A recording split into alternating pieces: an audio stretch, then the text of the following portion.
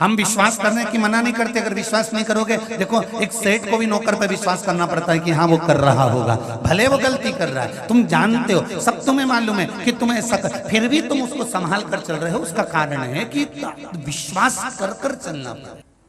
संगत का बड़ा फल बनता है। दरवाजे पर कार जितनी शोभा नहीं देती, उतना परिवार में संस्कार शोभा देता। एक कौवा उड़ते उड़ते मानसरोवर पर आ गया। बहुत सारे हंस बैठे हुए थे। सारे हंसों ने कौवे से कहा, ये मानसरोवर है, यहाँ केवल हंस रहते हैं, आप क्यों आए? यहां आपका कारण क्या है आने का? क्या काम है तुम्हें यहां पर जो तुम आ गए हो?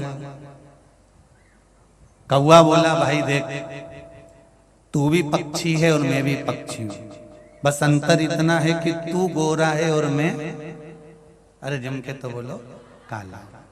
अंतर केवल इतना है। तो एक ही समाज के ना हैं, तो एक ही जात के हैं, तो पक्षी।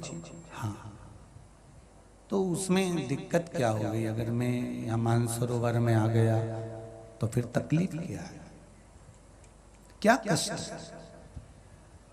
हंस ने कहा, भाई देख, ये मानसरोवर है और यहाँ पर केवल सत्संग करने वाले हंस ही रहते हैं। कौवे तू यहाँ से चले जा। कौवा नहीं गया। कौवा जिद कर कर अड़कर वहीं बैठा रहा।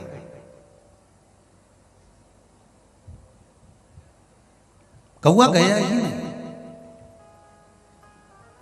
एक हंस की कौवे से दोस्ती हो गई। कौवा वहां रहने लगा। 4-6 दिन निकले। कौवे को भूख लगी तो उसने हंस से कहा, भाई मुझे भूख लगी है, कुछ खाने का दे दे। हंस क्या चुगता था? मोती।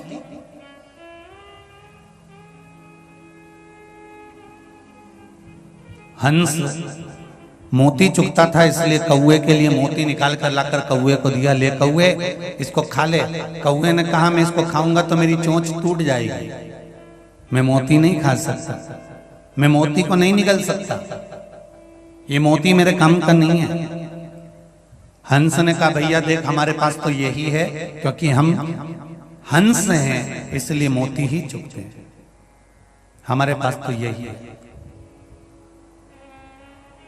अगर तुझे खाना हो तो खा, नहीं तो भूखा रहे। कौवे ने जैसे ही मोती को उठाया और चोंच में लेकर उसको खाना चाहा तो मोती के कारण कौवे की चोंच टूट गई। कौवा भूखा रहने लगा, भूख के कारण बिलबिलाने लगा। तब कौवे ने हंस से कहा, भाई अब मैं यहाँ नहीं रह सकता, तू मेरे साथ, मैं जहाँ रहता हूँ वहां चल। कौवा हंस को लेकर पहुंच गया शमशान में, बड़ के पेड़ के ऊपर जाकर बैठ गया। एक राजकुमार उस बड़ के पेड़ के नीचे बैठे हुए थे और वट वृक्ष के नीचे जैसे ही राजकुमार बैठे हुए थे, कौवे से हंस ने कहा, हंस बोला, कौवे अब मुझे भी यहाँ पर रहते रहते 2-3 दिन हो गए, मुझे भी भूख लगी है, तो कुछ ला कर दे मुझे। कौवा कहता, अब भी ला कर देता हूँ। कौवा उड़ कर गया। एक मरा हुआ कुत्ता पड़ा था, कुत्ते के मांस को कौवे ने उठाया, लेकर आया और लेकर आकर हंस से कहा, ये ले, खा ले। हंस बोला, मैं मर जाऊंगा और ये गंदी चीज नहीं खाऊंगा, ये मांस का मैं भक्षण नहीं कर सकता, मैं इस मांस को नहीं खा सकता।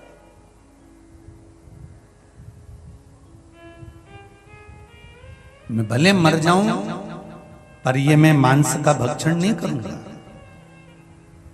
हम तो यही खाते हैं। कौवा बोला, तुम भी खाओ। नहीं नहीं नहीं, दोनों की बात चल रही थी। बात करने में मांस का टुकड़ा राजकुमार पर गिर गया।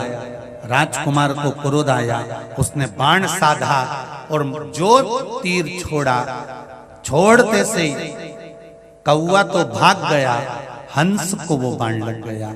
हंस जमीन पर गिर गया। राजकुमार हाथ जोड़कर बोले, हंस देव मैंने तो बाण कौए को मारा था, आपको लग गया, मैं क्षमा चाहता हूं। हंस ने राजकुमार से कहा, गलती तुम्हारी नहीं है, गलती तो मेरी है कि मैंने दोस्ती भी करी तो ऐसे से करी कि गलत काम उसने करा और गलत काम कर कर वो तो भाग गया और जेल में मुझे धार कर पटक गया। बाण मुझे लगा, तीर मुझे लगा और वो गलत काम कर कर भाग गया। आज के नवयुवक बच्चे बच्चियां ये नहीं जानते कि हमारी संगत कहां है। कोई दो शब्द मीठे बोलता है, इनको लगता है इसके बराबर कोई हितैषी नहीं। माता पिता के शब्द और गुरु के शब्द जिस व्यक्ति को तीर से भी ज्यादा चुभने लगे, माता पिता समझा रहे हो और गुरु समझा रहे हो और आपको उनके शब्द यदि तीर से चुभते हो तो समझ लेना कि तुम्हारे विनाश का समय आ गया, अब तुम्हें कोई बचा नहीं सकता। अन्य स्त्री के चक्कर में आ जाए या कोई अलग जगह उसकी व्यसनता, उसकी दोस्ती बढ़ती जा रही है, जुए में रमने लगा है, गलत कर्म में जाने लगा है, उस पति को सही मार्ग पर लाने के लिए ताने नहीं दिए जाते, गाली नहीं दी जाती, झगड़ा नहीं करना चाहिए, एक काम करना चाहिए।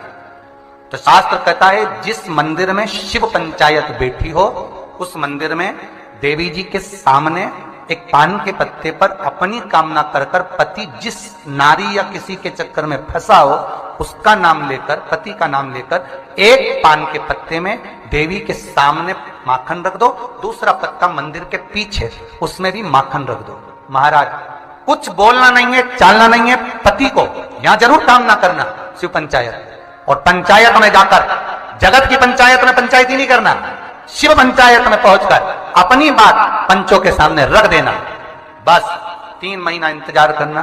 ऐसी फूट पड़ती है, ऐसी फूट पड़ती है कि वो एक दूसरे का मुंडा ही नहीं देखे, बापड़ा, और वो सामने आए नहीं, वो चप्पल लेकर दौड़े और वो कुछ बोले तो वो गाड़ी लेकर ढूंढे। बस अपने चाहिए ही क्या, अरे बोला तो सही है, बस बात तक वो उधर झगड़ा करे, इन्हें प्रेम बढ़े। अब कई माताएं कहती है गुरुजी हमने तो देवी जी के मंदिर, अरे देवी जी के मंदिर, शिव पंचायत में अपनी बात पंचों के सामने पहुंचना चाहिए, पंचों के सामने पहुंचेगी तब तो काम होगा। श्री शिवाय नमस्तुभ्यम। मेरे चैनल को सब्सक्राइब करें, बेल आइकन प्रेस करें जिससे कि आपको लेटेस्ट वीडियो की नोटिफिकेशन मिल जाएगी।